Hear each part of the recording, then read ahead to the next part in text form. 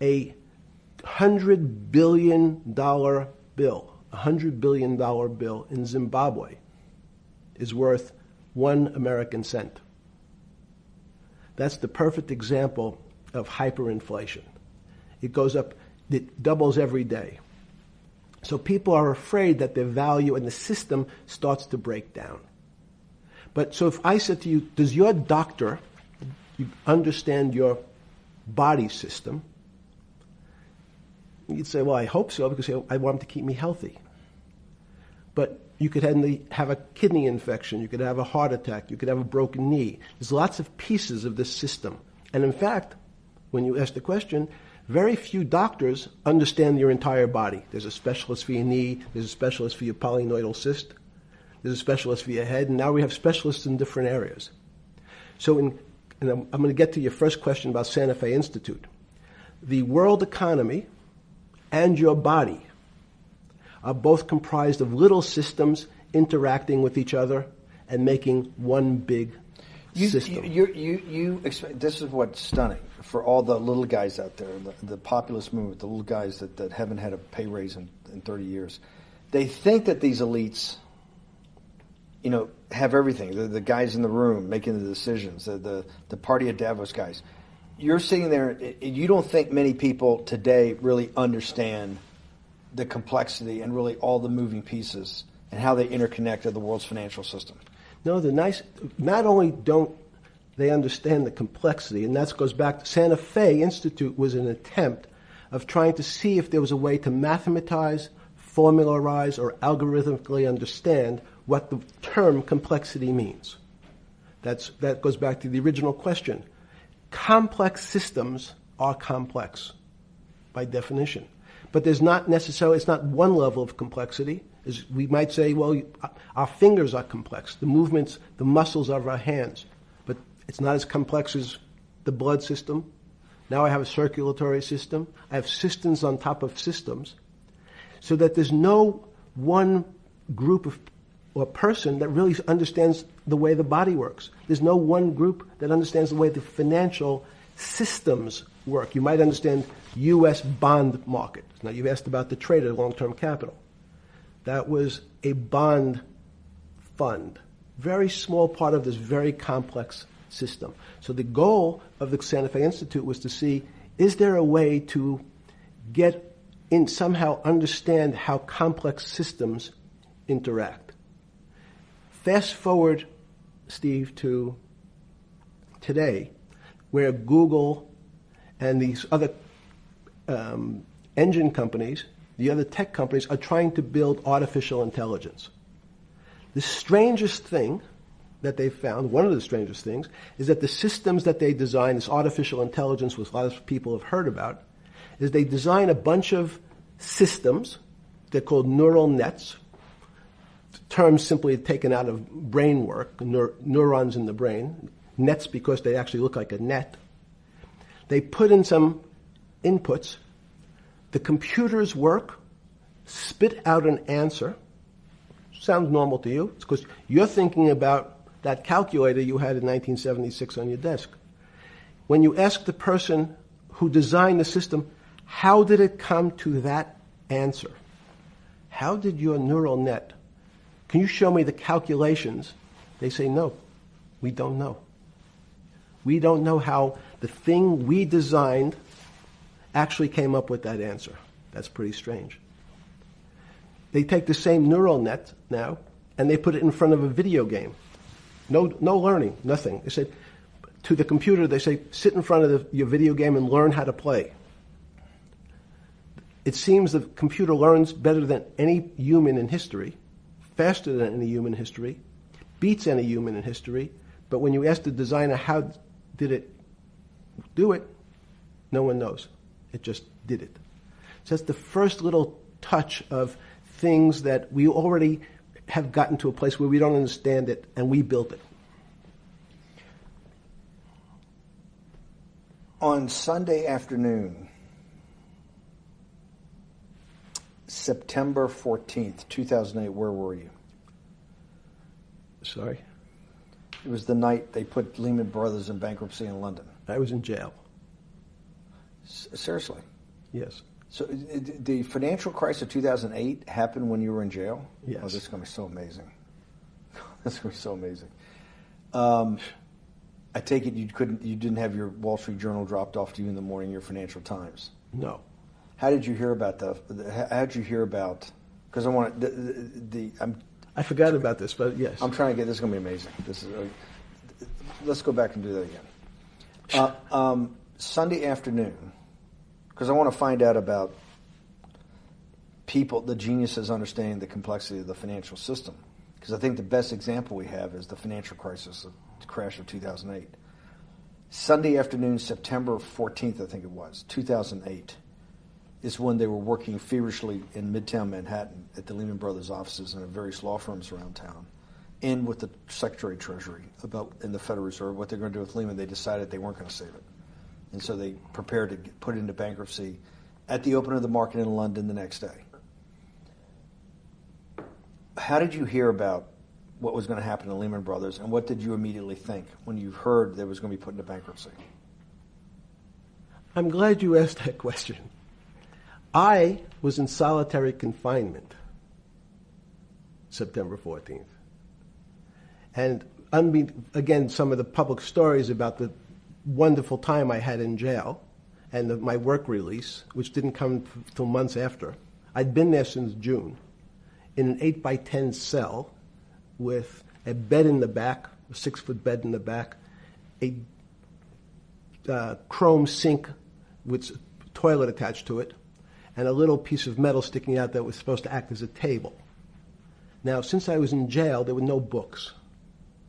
Why? There's no library. No library, but you're in jail. No, I was in jail, not prison.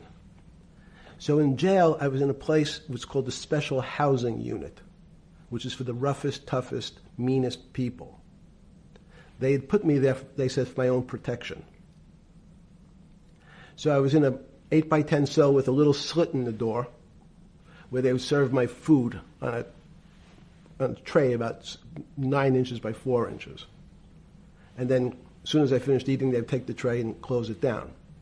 And one of the guards said, do you understand there's Wall Street's crashing.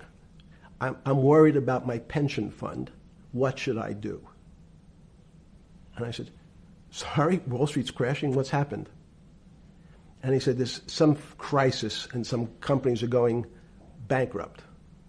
I said, are you sure? And he said, yeah, it's all over the papers. We're all terrified. We're going to lose our life savings because we have either a 401k or our pension funds. We don't know anything about money. Mr. Epstein, can you tell us, what's going on? Am I going to be able to afford my children's education? Am I going to be bankrupt like this company called Lehman Brothers? And there's another company in the front page today called Bear Stearns. Oh, no, I said. Why? Because that's the company I was a partner in. And in fact, that was a company I had a very large investment in. So, as a great story, I didn't have my Wall Street Journal, but in the early mornings, you're allowed to make 2 phone calls, collect. And when you pick up the phone, you can dial a number, and when the person picks up, they say, you're getting a call from the Palm Beach County Jail. Will you accept reverse charges? And the person either says yes, and the call goes through, or the person says no. The person I had called was Jimmy Kane, the president of Bear Stearns. And I said, tell me what's going on. And so that my knowledge of the financial crisis happened with Jimmy, who was at the center of the storm, telling me about what Lehman had gone under, and they were trying to figure out a way, should they bail out Bear Stearns? Did it strike you at the time of the mess you had made of your life to be in a situation that you're one of the greatest financial minds in the world, looked at by world leaders and asked your thinking by the most prominent and important people in the world, and here you are in solitary confinement. You got to make a collect call to somebody. Did it strike you at the time how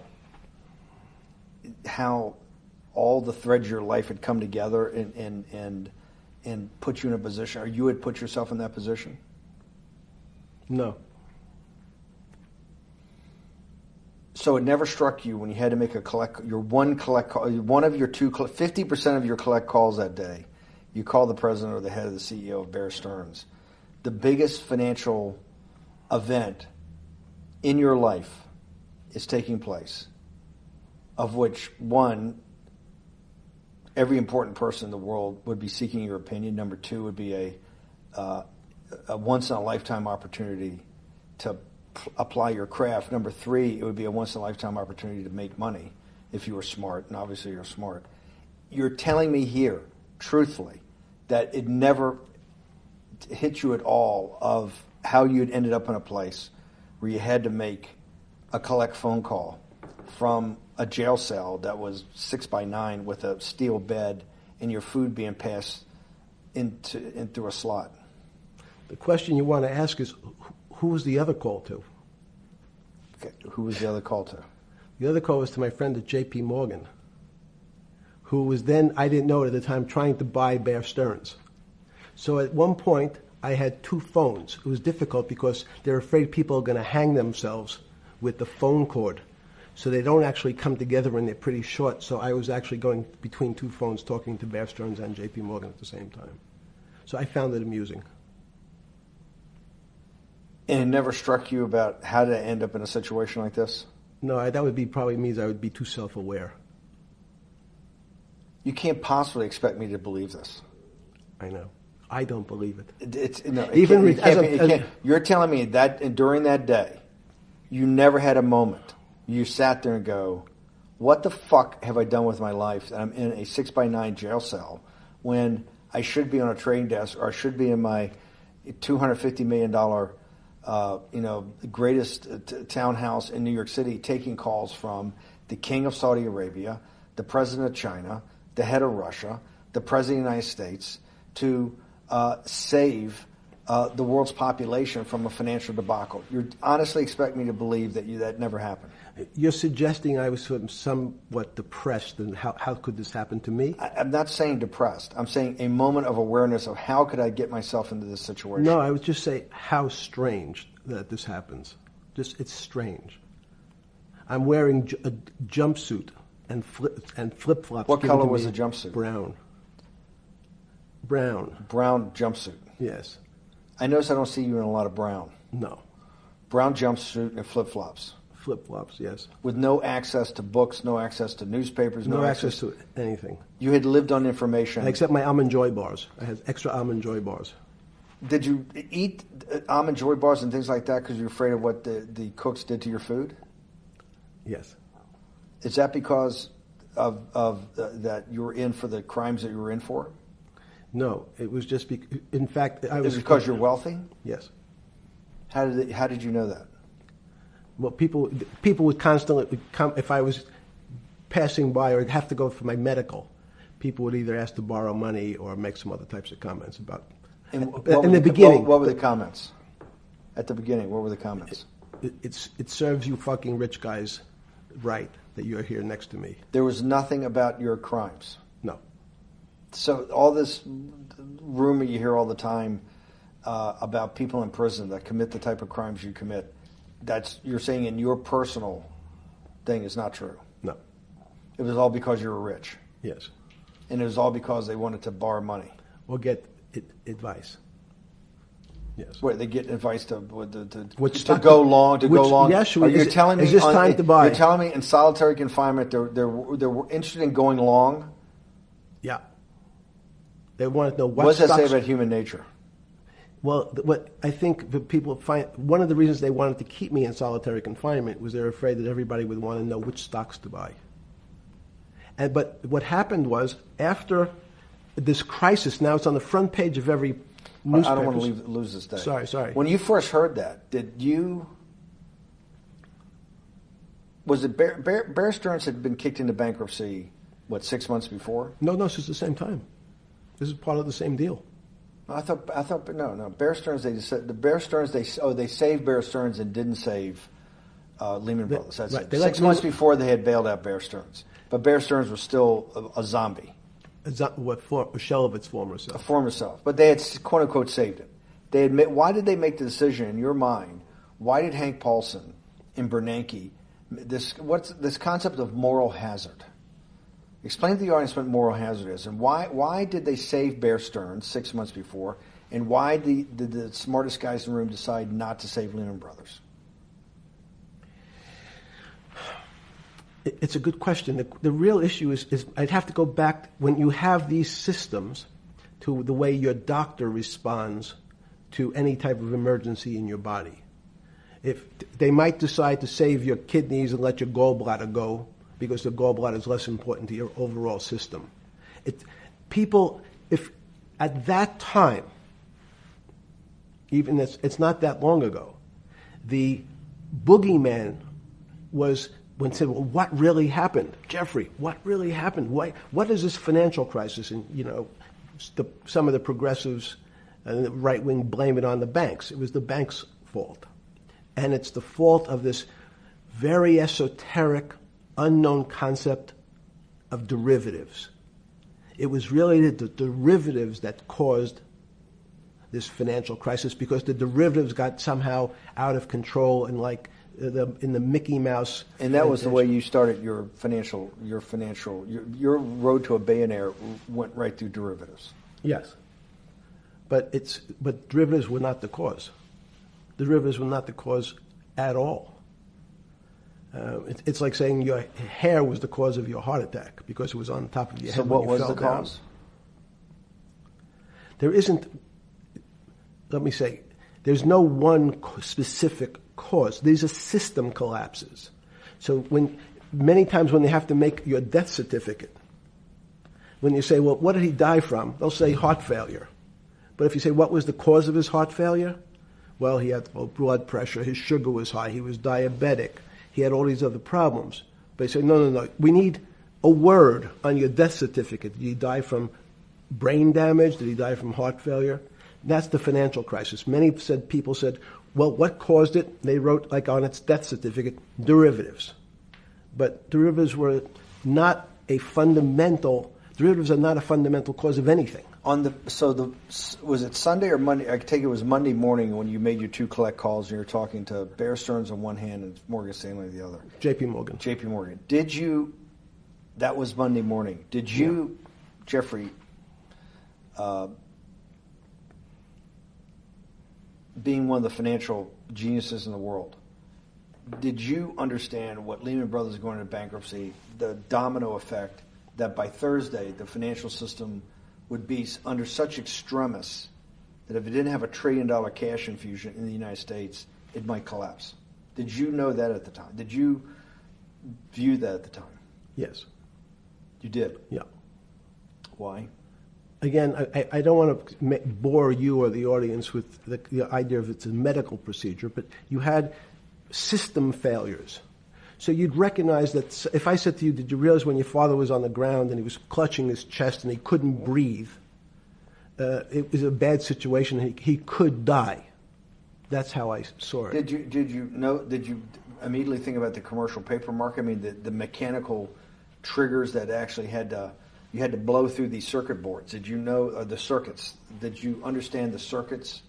Or did you have a concept of the circuits that were going to get blown through? Yes, but only because of an analogy to a body. And in fact, from my telephones against the wall with my little metal wires, because the next day I talked to another person in Washington about the issues of what I thought was happening, and I made the same discussion about the... They were at the Treasury Department? Yes. So in a 6x9 cell in... The phones were outside the cell. In Palm Beach County, California? West Palm Beach, Florida. West Palm Beach, Florida. This was your juice diet. West Palm Beach, Florida. West Palm Beach, Florida. West Palm Beach, Florida. You're making a call to Washington, D.C. to talk to some deputy secretary of Treasury. Someone in Treasury. Right. Someone in Treasury. Right. And that does not, the night before you go to bed, it doesn't dawn on you at all. You never have a moment of self-reflection that, how did I end up on this metal cot when I should be at the center of things? No, I had a telephone. So I've said, I can talk to, it makes no difference where I am. In fact,